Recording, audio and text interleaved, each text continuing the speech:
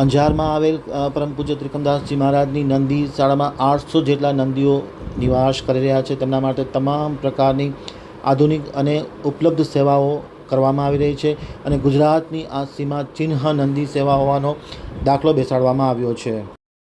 હવે જોઈએ અંજાર આમતક ન્યૂઝ બ્યુરોનો એક વિસ્તૃત અહેવાલ। અંજાર તાલુકામાં આવેલ ગોવર્ધન નંદી શાળામાં સચ્ચિદાનંદ મંદિરના મહંત પરમ પૂજ્ય ત્રિકમદાસજી મહારાજ દ્વારા પરિવારના સભ્યોની જેમ કરાય છે નંદીઓની સેવા। અંજાર સચ્ચિદાનંદ સંપ્રદાયના મહંત પરમ પૂજ્ય ત્રિકમદાસજી મહારાજ દ્વારા છેલ્લા 6 વર્ષ પહેલાં 11 નંદીઓ સાથે શરૂ કરેલી નંદી શાળામાં આજે 800 જેટલા નંદીઓ નિવાસ કરી રહ્યા છે। નંદીઓને 24 કલાક પાણી મળી રહે તે પ્રકારના અવેડા બનાવવામાં આવે છે। ઘાસચારો સાચવવા માટે ગોડાઉન બનાવવામાં આવે છે।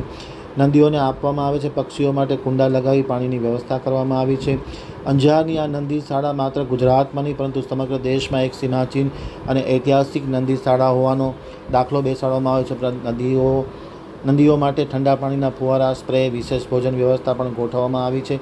ગરમી ન થાય તે પ્રકારની વ્યવસ્થા કરવામાં આવી છે। આમતક ટીવી ન્યૂઝ સાથેની વાતચીતમાં માહિતી આપતા ત્રિકમદાસજી મહારાજે જણાવ્યું હતું કે ગૌ માતા અને નંદી મહારાજ આપણી સંસ્કૃતિ અને જીવનશૈલીનો આધાર છે।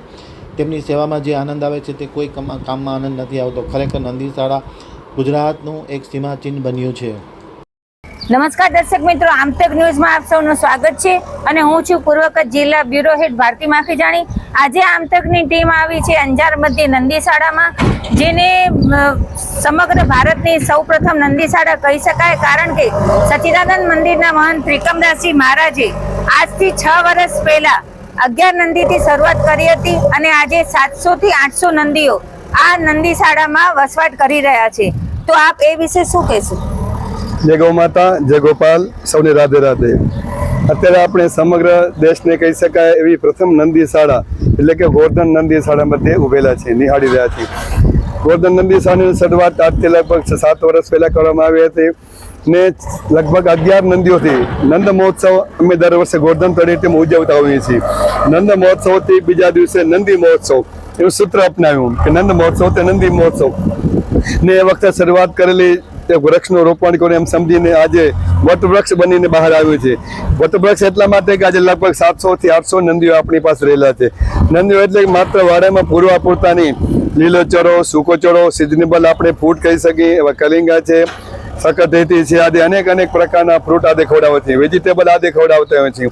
ઉનાળામાં જ્યારે મહાભયંકર ગરમી પડતી હોય છે બેન, ત્યારે એના માટે ફુવારા નાખીએ, શિયાળામાં ઠંડી હોય ત્યારે તાપણા આદિ કરતા હોય, એટલે આપણે આપણા માવતરને જેમ સાચવી એ રીતના નંદીજીની સેવા ગોવર્ધન નંદી શાળા મધ્યે અંજાર કચ્છ ગુજરાતમાં થઈ રહી છે, અંજારમાં। તો આ નંદીઓની દરરોજ દેખરેખ કે સારવાર માટે કોઈ ડોક્ટરની કે એવી સુવિધા? હા, એની વાત કરું તો અમારે ડેલી એક તો અલગ અલગ ગોવાળિયાઓની ટીમ છે, એ નિત્યનું ધ્યાન રાખતી હોય છે। એનાથી વિશેષ પ્રકારે મેડિકલની વાત કરીએ તો કામધેનુ ગૌશાળા જે છે શનિદેવ મંદિર પાસે આદિપુર ગાંધીધામ વચ્ચે આવેલી છે, એના ડોક્ટર સાથેનું પણ અમારો ટ્યુનિંગ છે અને ડોક્ટર ડેલી આવતા હોય છે। ડેલી આવી ડોક્ટર ટ્રીટમેન્ટ કરતા હોય છે, વધારે કંઈક જરૂર પડે તો એ કામધેનુમાં લઈ જતા હોય છે અને આ રીતના ડોક્ટરની સેવા કન્ટિન્યુઅસ રહેલી છે।